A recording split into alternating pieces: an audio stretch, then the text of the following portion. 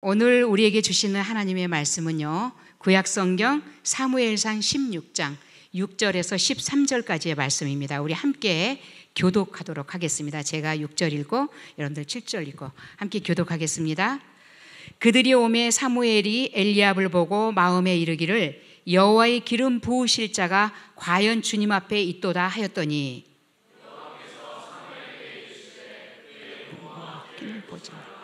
내가 이미 그를 버렸노라. 내가 본 것은 사람과 같이 아니하니 사람은 외모를 보거니와 나 여호와는 중심을 보느니라 하시더라. 이새가 아비나답을 불러 사무엘 앞을 지나가게 하매 사무엘이 이르되 이도 하나님께서 택하지 아니하셨느니라 하니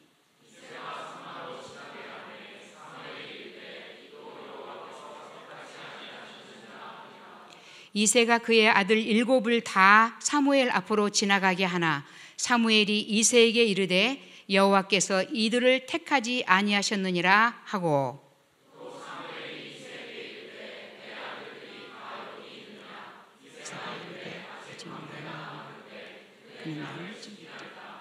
사무엘이 이새에게 이르되 바람구나 그를 데려오라. 그가 여기 오기까지 우리가 식사를 자리할지.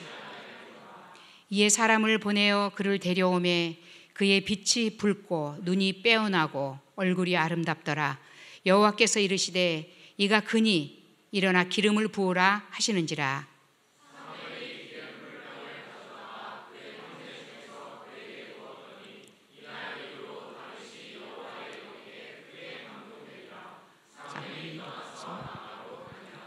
아멘. 네, 앉아주시기 바랍니다. 요즘에는 미디어를 보면은 모든 사람들이 다 이렇게 뭐랄까 좀 아름다워요. 제가 보기에는 그렇습니다. 아마 여러분들이 볼 땐 또 다를 수 있는데 저는 우리 교회 안에서 지나가는 청년들을 봐도 멋지고 아름답고 어린 아이들을 봐도 예쁘고 사랑스럽고 너무너무 보기에 좋습니다. 사실은요. 저는 너무 모든 그래서 우리 청년들을 정말 보석 같은 청년들이라고 얘기합니다. 다 보석이에요. 보석. 여러분들은 자기가 보석인지 모를 거예요. 제가 볼 때는 여러분들이 보석이에요. 보석. 너무너무 빛나고 아름답고 귀한 자들, 이런 보석들이라는 것을 저는 정말 보고 부럽기도 하고 뿌듯하기도 하고 여러분들을 볼 때마다 그런 마음이 가득합니다. 물론 교회 학교 어린아이들을 보면요, 저희 교회 산부 예배 드릴 때 우애가 바글바글해요. 그래서 아이들이 다 많이 와 있는데 엄마 아빠만 와 있는 게 아니라 거기는 할머니 할아버지들이 또 와 있어요. 저는 그 마음을 알아요. 그 손주 주일날 오면은 볼 수 있다라는 희망과 또 그 기쁨이 거기에 있는 것 같아요. 그래서 엄마 아빠가 아이를 기다리는 게 아니라 할머니 할아버지들이 아무개야 그러고 보고 막 안고, 그래서 거기가 항상 그 넓은 우리의 로비인데도 거기가 복잡하고 비좁게 느껴지는 그런 상황입니다. 모두가 아름다워요. 근데 본인들이 생각할 때는 내가 이게 모자라고 이런 생각을 하는 것 같아요. 여러분들 한번 주변을 보세요. 한번 쭉 보세요. 내 옆에 누가 앉아 있나? 어떻습니까? 여러분들 눈에도 보석 같고 아름답고 멋지게 보입니까? 아멘. 네, 그렇게 보인답니다. 다 맞아요. 그런데 요즘에는 세상 사람들이 볼 때에 이렇게 아름다운 모습들을 보지 못하고 있어요. 그래서 소위 말하면 외모 지상주의. 그래서 여기가 마음에 안 드네 그러면 싹 고쳐버려야 되고, 여기가 마음에 안 드네 그러면 싹 고쳐야 되고, 소위 말하면 성형과. 누가 이런 얘기를 하더라고요. 여기 캐네디언인데 코리안 애들은 구별을 할 수가 없어. 물론 동양 애들이니까 구별할 수 없다라는 걸 알아요. 그런데 모양새도 똑같고 스타일도 똑같고 눈동자도 비슷한 것 같고 모두가 다 똑같다는 거. 얼굴형도 비슷하고 유행도 똑같이 타고. 그래서 나쁜 말로는 개성이 없다 이렇게 얘기를 해요, 여기 사람들이. 그런데 진짜 예쁘대요. 한국 사람들을 보고, 청년들이나 우리 사람들을 보고 예쁘다 그래요. 그러니까 내가 맞아, 진짜 예뻐, 아름답고. 그런데도 불구하고 요즘에는 우리 모든 사람들이 다 외적인 그런 자기의 만족하지 못하는 부분들을 고쳐가면서 이렇게 계속적으로 외모 지상주의 또는 겉으로 드러나고 있는 주변에 드러낼 만한 그런 부분들, 물질이라든가 또는 학벌이라든가 또는 뭐 어떤 잘난 그런 기프트를 드러낸다든가 이런 것들을 갖기 위해서, 드러내기 위해서, 그리고 갖추기 위해서 엄청난 노력을 합니다. 저는 여기에서 대학원을 다녔는데, 학교를 다닐 때 죄송하지만 한국 학생이 캐스트아웃을 당했어요. 저희 학교에서. 왜 그랬느냐 하면은 치팅을 했기 때문에 그런 거예요. 쉽게 말하면 페이퍼나 이런 부분을 치팅을 한 거예요. 그런데 왜 치팅을 했냐라고 물어보면은 조금 더 공부도 잘하는 사람인데 조금 더 잘해서 내가 가장 좋은 점수를 받고 싶어서, 가지고 싶어서 그랬다라고 얘기를 해요. 결국은 근데 안 되게도 부끄럽게도 제가 신학대학을 다녔으니까 신학생이잖아요. 그러면 학교에서 쫓겨났어요. 목회를 하려고 했는데 순간의 잘못이. 좀 못하면 어떻습니까? 좀 모자라면 어떻습니까? 이렇게 우리는 모두가 다요, 겉으로 드러나고 있는 것에 대해서 좋아하고 관심을 갖고 거기에 관점을 두는 그러한 모습으로 살아가고 있다라는 거예요. 그런데 성경의 오늘 본문을 보니까요, 하나님께서 우리를 보는 눈, 관점, 이것이 다르다. 사람이 보는 것과는 다르다라는 이야기를 오늘 성경에서 하고 계세요. 사실 오늘 본문 말씀은 여러분들이 너무 잘 알고 있어요. 왜냐하면 이 뒤에는 다윗과 골리앗이 나오거든요. 그러니까 이어지고 있는 내용이기 때문에 여러분들은 이 성경의 내용을 참 잘 알고 있는 내용입니다. 잘 알고 있지만 그러면 이 말씀이 오늘 나에게 주는 메시지는 무엇일까? 라는 부분에 대한 것들을 생각을 하고 읽는가라는 거예요. 오늘 본문은 어떤 상황이냐면요, 이 앞에 장에서 15장에서 이스라엘의 제일 먼저 왕이 되었던 누구죠? 1대 왕.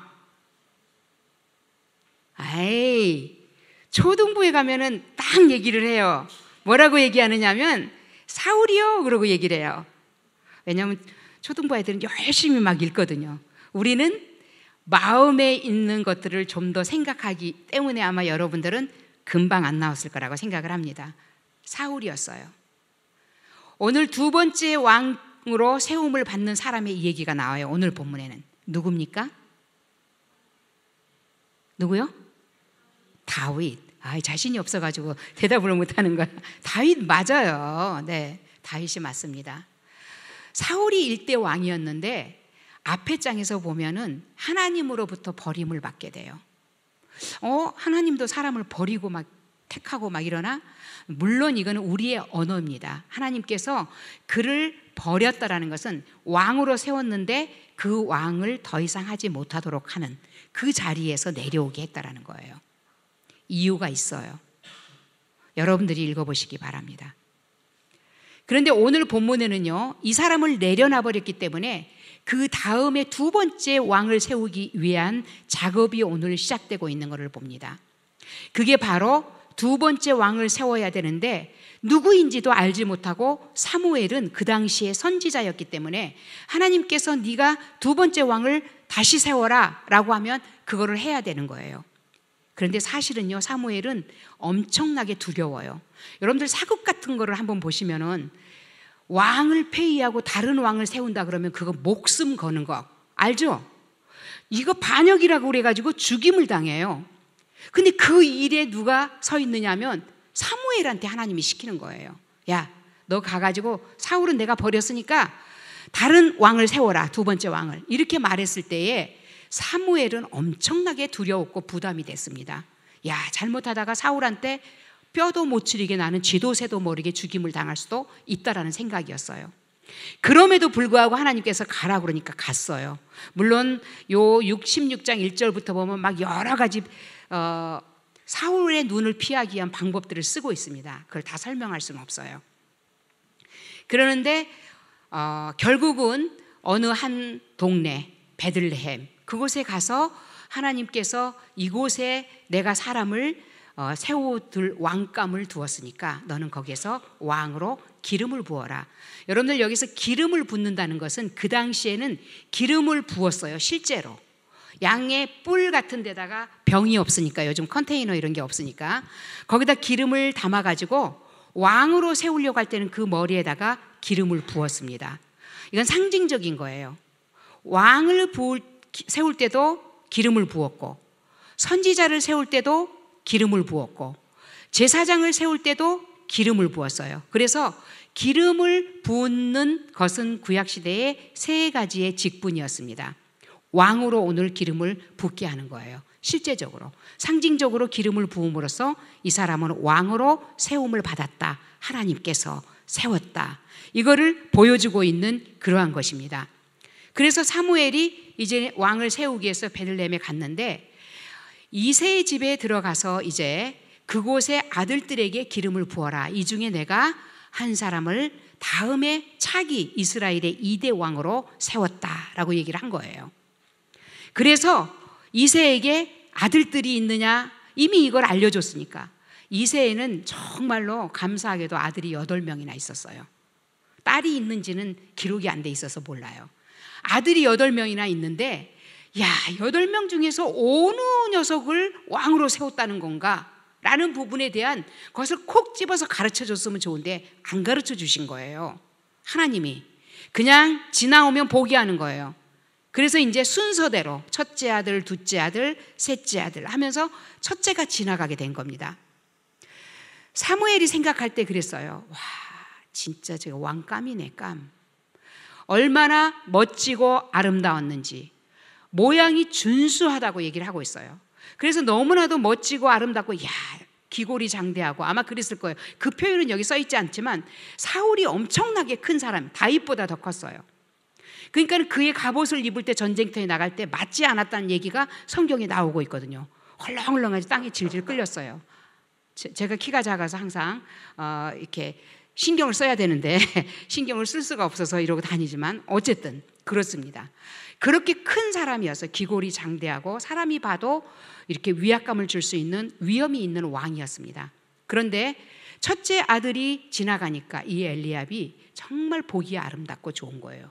그래서 하나님 진짜 기가 막힌 탁월한 선택이십니다 라는 그런 마음으로 그에게 기름을 부으려고 준비를 하는데 하나님이 스탑시킨 거예요. 스탑. 얘는 아니다. 얘는 아니다. 아니, 이렇게 멋지고 아름답고 좋은 사람인데, 그것도 장자인데 왜? 하나님께서 뭐라고 말씀하셨느냐 하면은 실제적으로 그렇게 얘기한 거예요. 용모와 키를 보지 말아라 라고 얘기를 하시는 거예요. 내 겉의 모습과 이 얼굴, 이런 키, 이런 걸 보지 말라고 얘기하는 거예요.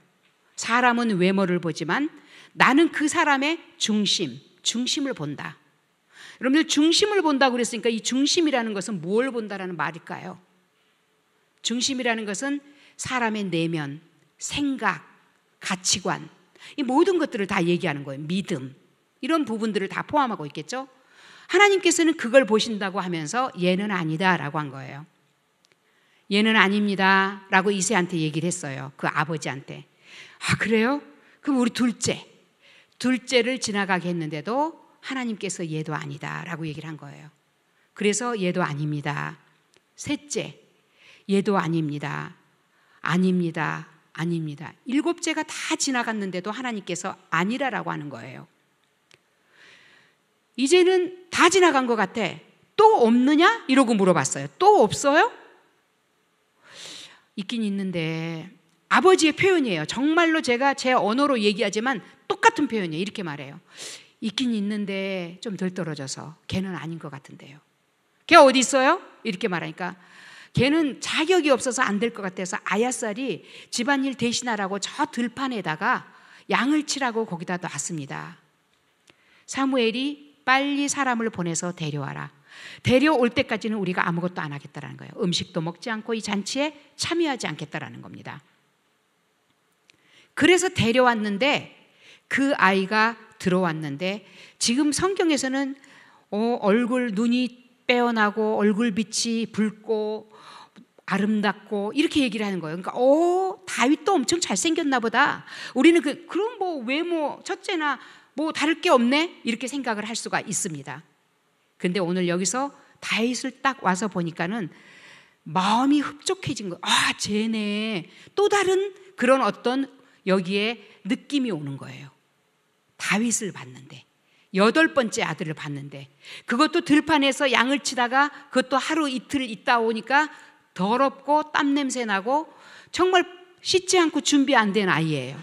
그 아이를 봤는데 이 사무엘의 마음속에 아름답다라고, 성경에는 눈이 빼어나고 얼굴이 아름답다 그랬는데 위에 첫째 아들을 보던 그런 감탄이 아니에요. 이거는 뭐냐면 하나님께서 얘를 세웠구나 라는 그런 것을 고백하는 단어가 이렇게 나온 거예요. 그래서 결국은 이 다윗에게 기름 부음을 받게 하고 아들이 되게 합니다. 오늘 여기 본문 안에서 사람이 보았던 관점을 두었던 그 관점과 하나님이 보고 있는 곳이 다르다라는 것을 말해주고 있는 거예요. 사람은 겉으로 드러난 것들을 보고 있어요. 그거밖에 볼 수가 없어요. 근데 이제 인생을 잘 오랫동안 살아오면서 많은 경험을 한 사람들은요, 그냥 턱 봐도 느낌이 또 있어요. 얘는 조금 뺀질하게 생겼구나. 얘는 조금 진실하겠구나. 얘는 조금 성실하겠구나. 이런 것들이 보여요. 왜냐하면 제 눈에는 그게 보이거든요. 저 무당 아닙니다. 무당이나 점쟁이나 아닌데 이런 부분들을 볼 수 있는 것들이 있어요. 오늘 바로 이제 사무엘이 보지 못했던 그런 부분들을 하나님께서는 가르쳐 주신 거예요. 너는 사람을 겉으로 보지 말아라. 여러분들은 사람을 어떻게 봅니까? 친구를 만날 때, 또 교제를 하기 위해서 배우자감을 선택할 때, 이럴 때 여러분들은 주로 어떤 것들을 보고 판단을 하시는지요? 쟤는 멋져, 돈을 잘 벌어, 키가 커, 뭐 이런 걸 봅니까? 아니면 뭐가 좋아? 근데 이런 것들이 하나님 편에서는 중요하지 않다라는 것을 분명하게 얘기해 주고 있습니다. 그렇다고 여러분들이 공부도 하지 말고 아무것도 하지 말고 직장도 좋은 데 들어가려고 노력도 하지 않고 이러라는 말이 아니에요. 제 말은 가치, 관점, 퍼스펙티브, 보는 사람을 보는 그런 부분에 대한 것들을 다시 하나님의 관점에서 볼 수 있기를 바라는 거예요. 중요하게 그럼 하나님이 보는 것을 다윗으로 어떤 부분을 봤는가? 성경 안에서 한번 볼까요? 하나님께서 다윗을 본 것은 이걸 본 것 같아요. 자신이 굉장히 막내이고 적지만은 그 적은 것에 불평하지 아니하고 겸손하게 받아들이고 있는 것을 본 것 같습니다. 왜냐하면 여러분들 한번 생각해 보세요. 11절에 보면 그를 표현할 때 그는 작은 자였다라고 얘기해요. 형제 중에 가장 작은 자, 말제, 이런 말을 그 아버지가 쓰고 있어요. 그러니까 쉽게 말하면은 아버지의 평가를 볼 때도 그냥 좀 하자는 아이, 다른 애들에 비해서는 조금 모자라는 아이, 이렇게 생각하는 그 다윗이었던 것 같아요. 아버지 편에서 보았을 때도. 그런데 그는 그런 부분에 대해서 자격지심을 갖는다든가 그러지는 않았던 것 같습니다. 왜냐하면요, 막내들이 기질이 있거든요. 우리 집에도 막내가 있는데 막내 기질이 달라요. 보면은 무조건 땡깡이고 달라고 그러고 이유와 상관없이 요청하는 것들이 가끔 나타나요. 보면은 아마 저는 그랬을 것 같아요. 나가 왜 거기 가 있어요? 저도 여기 있을래요. 잔치가 집에서 벌어지는데 왜 나만 들판에 가서 양을 쳐야지 돼요? 싫어요. 이렇게 말할 수 있었을 것 같아요. 이거는 가장 자기 형들은 폼생폼사하면서 옷 잘 입고 가가지고 잔치에 참여해가지고 왕이 되느냐 마느냐 하는 테스트 자리에 가는데 나만 저 들판에 가래. 여기 집에서 무슨 일이 일어났는지 그거에 참견하지 말고 너는 가 있으라라는 거예요. 그런데 충분히 저 가기 싫어요 아버지, 저도 여기 있고 싶어요 할 수 있는데 누군가가 해야 되는 그 일, 그래 내가 하는 게 낫지, 형은 왕으로서 택함을 받을 수도 있으니까. 그러면서 결국 자기는 내가 스스로가 왕이 되겠다는 생각을 버리고 그리고 들판에서 아버지의 양을 치고 있었다는 거예요. 누구도 그를 왕감으로 생각하지 않았지만은 그런데 오늘 이 7명이 다 지나갔음에도 불구하고 하나님께서 그 아이를 데려오라, 들판에서 겸손하게 아버지의 말씀대로 일하고 있는 그를 누가 보셨느냐? 주님의 눈이 거기에 딱 향하고 있었다는 거예요. 내가 무언가를 하고 있을 때 아무도 모르는 것 같을 때가 있을 거예요. 내가 이렇게 수고하는데, 내가 이렇게 하나님의 일을 하는데 라고 생각하고 아무도 나를 모른다라고 생각하겠지만 그거 중요하지 않아요. 그 사람들이 알아주는 게 하나님이 보고 계시다는 거예요. 주님이 보고 있다는 것을 잊지 마시기 바랍니다. 신앙생활 하면서 우리가 그래서 교회 안에서 어떤 일을 할 때도 다른 사람을 의식하지 말기를 바랍니다. 이거 중요하지 않아요. 내가 하는 건 사람이 귀하다고 평가받는 것에 대해서 기대하지 마세요. 이거는요, 나중에 실패가 올 수 있고요, 또 상처가 될 수가 있기 때문인 거예요. 다른 사람을 의식하지 않고 자기 자리를 지키는 사람, 그 사람을 향해서 하나님의 눈이 집중되어 있다라는 사실을 기억할 수 있기를 바랍니다. 또 보면 오늘 여기에서 다윗의 무엇을 하나님이 보았을까?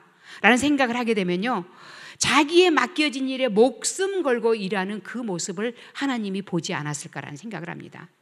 다윗은요, 자기를 소개할 때 뭐라고 했냐면요, 8절에서 10절을 보면 이새의 7 아들은 제사에 참여해서 기름 부음 받을 준비를 다 하고 있는데요, 막내는 거기에 오지 않고 있습니다. 그런데 실제적으로 보면은요, 성실하게 들판에서 양을 치고 있었다라는 거예요. 우리가 이거를 알 수 있는 걸 보면 골리앗을 때려잡을 때 뭘로 잡았습니까? 창? 칼? 네, 돌멩이. 물맷도 5개 가지고 나갔어요. 이게 뭐냐면은 목양을 하는데, 목자가 양을 치는데 필요한 툴이에요. 도구예요, 이게요. 왜냐하면은 우리는 생각할 때 막 들판에서 양을 치고 있고 초록색이 있는 데서 지팡이 하나 탁 들고 하프를 켜고 있고 막 이러니까 평화로운 무슨 양치기 이런 거를 생각을 해요. 거기는 전쟁터예요. 할 수만 있으면 이 양을 먹으려고 잡아드는 짐승들과 여러 가지의 것들이 있다라는 거예요. 이리가 오든 사자가 오든 곰이 오든. 근데 거기에서 물맷돌을 가지고 이 골리앗을 쳤다라는 그 일화 속에서, 사건 속에서 알 수 있는 거는 그가 얼마나 돌멩이 발밑을 잘하는가라는 거예요. 그러니까 기가 막히게 양을 해치려고 오는 그런 짐승들이 있었을 때 그 기술을 발휘해서 이게 그냥 하루 이틀 아니라 엄청나게 그게 기술적으로 아주 탁월한 거였다는 걸 알 수 있습니다. 사실은요, 도망가야 돼요. 곰이 오거나 사자가 오면은 양떼 놔두고 도망가야지 내가 살 수 있는 거예요. 그런데 그렇지 않았다는 걸. 그러고 자기는 그렇게 얘기해요. 그 앞에서 보면은요, 제가 사자의 입에서 양을 꺼냈습니다. 이런 얘기도 나와요.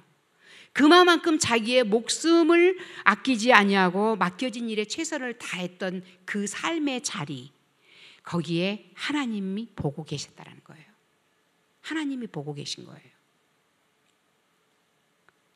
그래서 그는 양을 칠 때에 그 목숨을 걸고 일했던 거, 아무도 나를 보는 사람이 없는 들판이었지만, 아무도 보지 않았지만 하나님께서 그를 보고 계셨다는 거예요.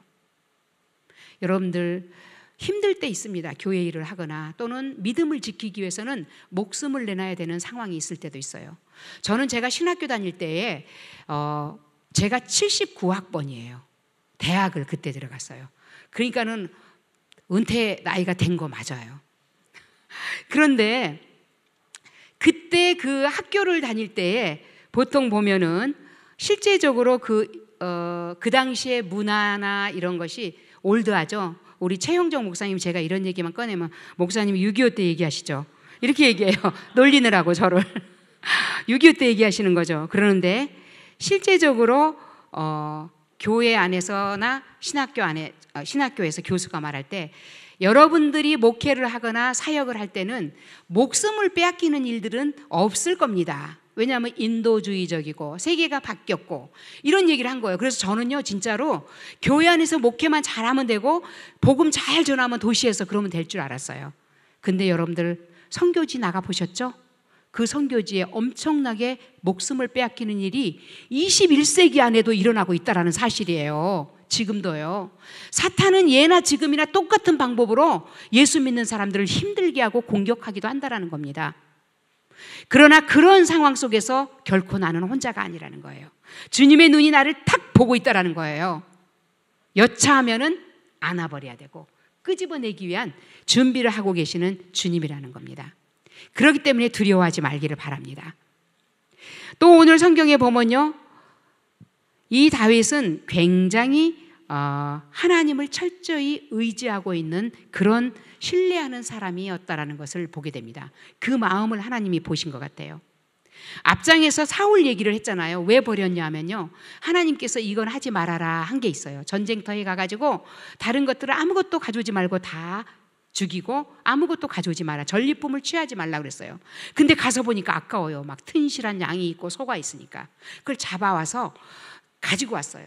하나님께서 내가 하지 말라고 한 것을 했다고 사무엘을 보냈을 때에 왜 가져왔습니까? 아우, 이 귀한 것들을 왜 죽여요? 이거 하나님 앞에 제사 드릴 거예요. 정말 그럴싸한 얘기로 합리화시키고 있는 거예요. 그런데 그 일로 사무엘은 하나님의 말씀을 전합니다. 나는 제사보다도 순종하는 것을 원한다. 여러분들 이 얘기 많이 들었을 거예요. 나는 제사보다 순종을 원한다고요. 순종하지 않았기 때문에 버림받았던 거예요.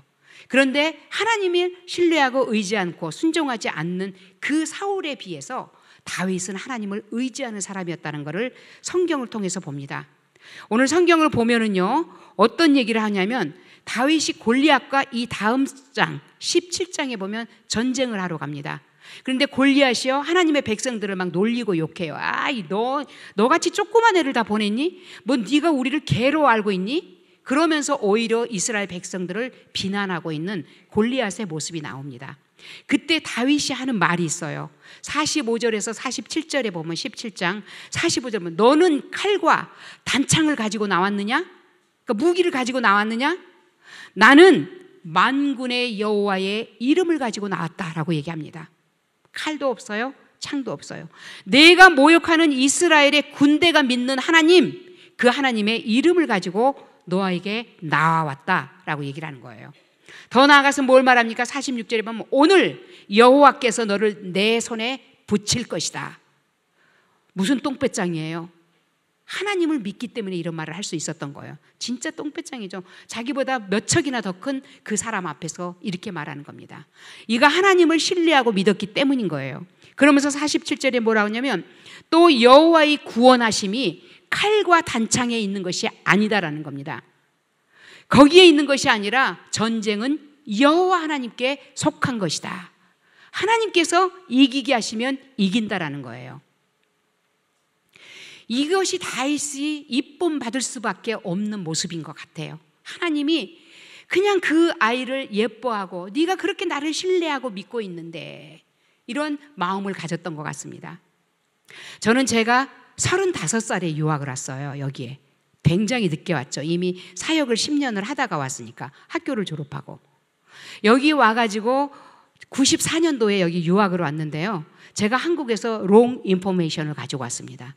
그러니까 어떤 분이 저한테 여기에 계시는 목사님이 저한테 답을 주셨는데 틀린 답을 줬어요. 왜냐하면 제가 목사님 저는 그때는 인터넷이 있는 세대가 아니기 때문에 리서치를 할 수가 없어요.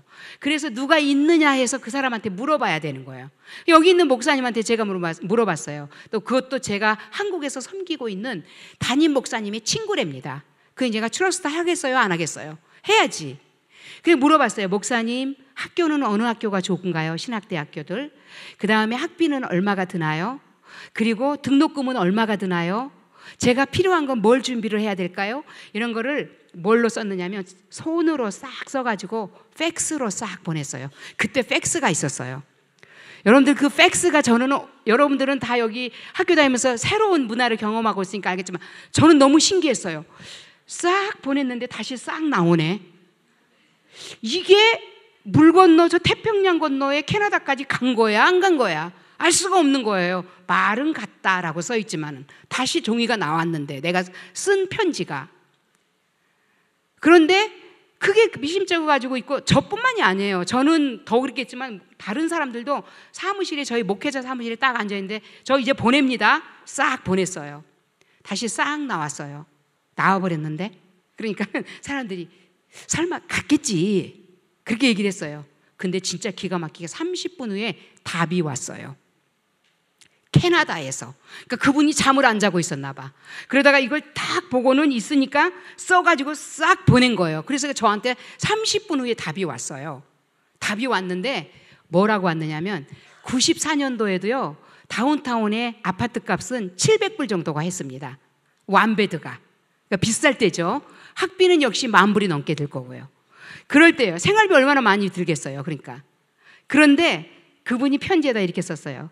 전도사님, 여기 학교는요 UT 안에 7개의 신학대학이 있고요. 그 다음에 좋은 학교들이 많이 있습니다. 아, 그런가 보다. 그리고 생활비는 걱정할 게 없어요. 학비는요 월 학비, 책값 이런 거 다 포함해서 450불밖에 안 듭니다. 그러면 450불이면 지금 뭘 할 수 있는 거예요? 그냥 저는 그때 와, 목사님이 그렇게 얘기하니까 엄청나게 괜찮네 이렇게 생각했어요. 그러니까 250불. 그 다음에 생활비를 먹고 자는 집값을 해서 200불입니다. 토탈 월 450불이면 공부도 하고 그 다음에 잠도 자고 밥도 먹고 다 할 수 있습니다. 그런데요 아르바이트 할 때가 널려 있어가지고 돈이 없어도 가능합니다. 이러고 왔어요. 그거를 제가 보는데 저는 정말 미심쩍어요. 근데 거기 사무실에 있는 우리 목회자가 다 봤어요. 아니 나보다도 그 옆에 있는 사람들이 소리를 더 질러요. 환호성을 와우 그러면서 전도사님 가면 그 다음에 나야 나. 그 다음에 이제 연줄이 있잖아요. 그러니까 다음에 제가 가는 거예요. 그러니까 터닦아 놓으라는 거예요. 가서 잘하고 있으라고. 오케이. 그리고 석 달 후에 날라왔어요. 여기를. 가을에 왔는데요. 추워질 때예요. 10월 그쯤에 왔어요. 여기 와가지고 이제 적응도 하고 준비하고 다음 학기에는 학교를 들어가야 되고 이제 이런 준비를 해야 되는데 처음에 올 때부터 약간 이상하다는 느낌이 들었어요. 제가 간 곳이 어떤 곳이었냐면 어느 한국의 어르신이 살고 있는 노인 아파트 주니어 사이즈의 리빙룸에다 futon을 놓고 커튼을 병원처럼 딱 쳐놨어요.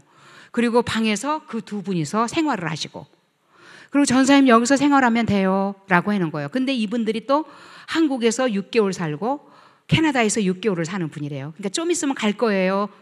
그러니까 뭐 임시로 좀 있을만 하지 뭐 있었어요. 그러니까 거기에서는 250불만 내면 되는 거였어요. 왜냐하면 그 당시에 어르신들이 250불의 방세를 내고 있었던 거예요. 그러니까 이분들이 한국 갈 때 내가 250불을 내고 있는 거야. 그걸 목사님이 그렇게 한 거예요. 저한테 그렇게 말해줬어요. 학비는요 무슨 1년에 10,000불이 넘어요. 근데 여기 와서 있는데 현실을 직시하다 보니까 집에 가야 되겠다 이런 생각이 들었어요. 근데 집에 가자니 뭐야 너무 속된 말로 쪽팔려. 왜냐하면 나 유학 가요 막 다음엔 저예요 전도사님 잘 가고 이러고 막 왔는데 내가 다시 쓱 들어가기가 너무 사실은 마음이 그랬어요. 그래서 제가 하나님 앞에 기도를 좀 해야지. 그냥 갈 수는 없으니까 기도를 하려고 다니는데요. 밤에 아무데도 교회 문 연 데가 없어요. 제가 있는 지역을 다 돌아다니는데 지금은 그래도 이렇게 교회들이 문도 열어 있는 데 있고 뭐도 있는데 아무데도 사람도 없어. 저녁에 해가지고 나면요. 다니는 사람도요. 뭐 이런 나라가 있나 이 생각을 했었습니다. 사실은. 근데 제가 그때 그 추운 겨울이었는데 가을에 왔기 때문에 겨울이 왔을 때에 기도할 데가 없어서 워킹 프레이어 그냥 걷고 하자. 그러고 막 다니면서 기도를 했어요. 하나님 얼마나 추우냐면요 체감이 마이너스 40도는 되는 것 같아요. 그 당시는 엄청 추웠어요. 지금은 이거는 기후가 아니야. 이거는 그렇게 추운데 걸어다니면서 기도를 막 하는데요 뇌가 얼어버리는 것 같아요. 그래서 어떤 기도냐면 막 길게도 할 수 없어. 막 20분에서 30분 정도만 돌아다니다 종종 걸음으로 다니다 오는데 두 가지만 딱 기도했어요. 똑같은 걸 반복해서 하나님 제가 혹시 학위에 욕심이 있어서 왔다면 내 내면에 가차없이 돌아갈 수 있도록 하나님 주셔서 창피해도 갈 겁니다. 그 다음에 두 번째 기도는 뭐였냐면 하나님 혹시 하나님께서 저한테 이곳에서 공부할 수 있는 비전을 가지고 계시다면 길을 열어주세요. 이 두 가지만을 막 기도하고 다녔어요. 어떠다 한 사람이 지나가면 내가 중얼중얼 하면서 종종 가면은 미친 여자구나 이렇게 생각을 했을 거예요. 그냥 혼자 중얼거리고 지나다니니까 저를 그렇게 생각을 했을 겁니다. 저도 아무도 없다라고 생각했어요. 정말 아무도 없고 쌩쌩거리는 눈보라와 바람밖에 없구나. 그러면서 그곳을 지나가고 있는데요. 어쩌다가 어느 날 교회에 불이 켜 있는 걸 봤어요. 그래서 문을 한번 쭉 밀어보니까 삑 하고 열려요. 나무 문이. 소리가 너무 크게. 그래서 저는 여기에 법도 잘 모르니까 그냥 들어갔습니다. 아버지의 집이 내 집이지 뭐. 이러고는 쓱 들어간 거예요. 거길 들어가가지고 보니까 저 앞에 머리가 하얀 백인 할머니 할아버지들이 모여서 기도하고 있어요. 저는 그 안에를 들어가니까 너무 따뜻해가지고 집에 온 것 같은 느낌이 드는 거예요. 정서적으로나 영적으로나 또는 실제적으로 너무 따뜻해가지고 어질어질해가지고 막 진짜 쓰러질 것 같이 따뜻하고 포근한 거예요. 그래도 남의 집에 왔으니까 내 집 같지만 요 뒤쪽에 앉아가지고 기도를 했어요. 돌아다니면서 할 기도를 따뜻한 데서 하니까 너무너무 좋은 거예요. 그래서 막 기도를 하고 일어나서 가려고 하는데 저 앞에 계신 분들이 다 끝났어요, 기도가. 그리고는 내가 기도를 못할까 봐서 조용히 자기들끼리 기다리고 있었던 거예요. 근데 내가 기도를 딱 마치니까는 헬로 이러는 거예요. 이 할머니 할아버지들이 헬로 이러는 거예요. 너 여기 왜 왔어? 제가 키가 작잖아요. 지금보다 그때 몸도 더 말랐어요. 청바지에다 검은색 파카를 입고 거기 들어가니까 내가 무슨 티네이저인 줄 알아요. 그분들이 연령을 잘 구분을 못하는 거야. 30대가 갔는데. 그래서 저를 보고 애인 줄 알고 어떻게 여기 왔어? 그러고 물어보는 거예요. 그래서 기도하러 왔다고 그랬더니 너무 신기하게 생각하는 거야. 이야, 제가 보석이구나 이렇게 생각을 한 것 같아요. 어떻게 애가 기도를 하러 와? 우리 다 노인네들밖에 없는데. 그래서 기도하러 왔다고 그러니까는 너무 기특해가지고 내가 애인 줄 알고 그분들이 우리가 함께 우리 프레이어 미팅인데 너를 위해서 우리가 한번 기도해줘도 될까? 그렇게 얘기했어요. 좋죠. 그래서 좋다고 그랬어요. 그분들이 다 조용히 막 저를 위해서 기도해요. 제가 미라라고 얘기를 해줬어요. 이름이 미라라고. 막 기도를 하더니 그 목사님이 저한테 이런 말을 해요. 내가 기도하면서 오는 필링이 있는데 너하고 쉐어링을 해도 되겠니? 그렇게 말을 하는 거예요. 쉐어해도 되겠냐고. 좋다고 그랬죠. 근데 그분이 뭐라고 그러냐면 나는 너를 모르기 때문에 뭔지는 모르겠지만 내 필링에 자꾸 내가 너를 여기 오게 했다. 그 말을 하는 거예요. 그 목사님이 저한테. 내가 너를 여기 오게 했다. 근데 제가 그 말을 들을 때 어떤 생각이 들었겠어요? 가슴이 먹먹해가지고 말이 안 나오는 거예요. 눈물이 푹 떨어지는 거예요. 그 다음에 두 번째로 뭐라고 얘기하냐면 두 번째로 얘기한 게 아니에요. 많은 얘기했는데 못 알아들은 거예요. 제가요. 영어가 약해갖고. 근데 그 알아듣는 두 번째가 뭐였느냐면 Don't worry about the money 그러는 거예요. 돈에 대해서 염려하지 말라라는 말을 하는 거예요. 그래서 그 말도 또 알아들었어. 아주 쉬운 영어여가지고. 그 말을 듣고 나니까는 아무 말을 못하고 그냥 진짜 가슴이 먹먹해가지고 눈물만 쭉 흘리고 서 있으니까 분위기가 싸해졌어요. 얘가 왜 이러지? 우리가 뭔가 실수했나? 라는 것 때문에 그 어르신들이 놀래가지고 있을 때 그때 거기서 제가 그 눈물이 나고 뭐 설명을 해줄 수 없어요. 전 영어를 잘 못해서 그때는. 그러는데 그런 어떤 상황 속에 있을 때 제가 말을 할 수 없었던 것은 뭐였느냐면 하나님께서 야, 내가 너 여기 오겠다? 아니면은 너 돈에 대해서 염려하지 말아라? 이것 때문에 물론 그것도 그렇죠. 그렇지만 그것이 아니었어요. 야, 내가 미친 여자처럼 그 춥고 어두운 데를 막 다녔는데 내가 그 기도한 거를 주님이 보고 계셨네.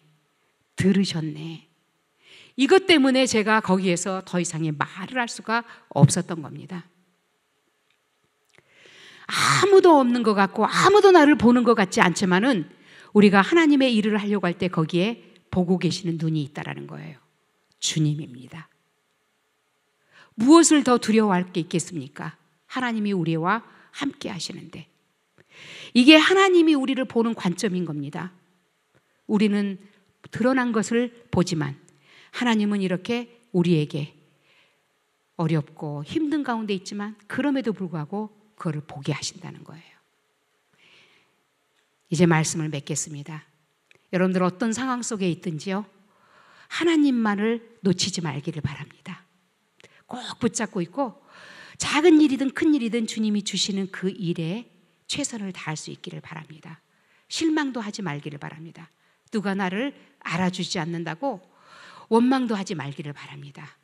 하나님의 눈은 그것을 보고 있고 그 아무도 보지 않는 곳을 향하고 있다는 겁니다. 그래서 여러분들은 이제 어떤 것에서도 염려하지 말고 주님 붙잡고 살아갈 수 있는 복된 자리에 있을 수 있기를 바랍니다. 아멘. 네, 우리 찬양하며 나가도록 하겠습니다.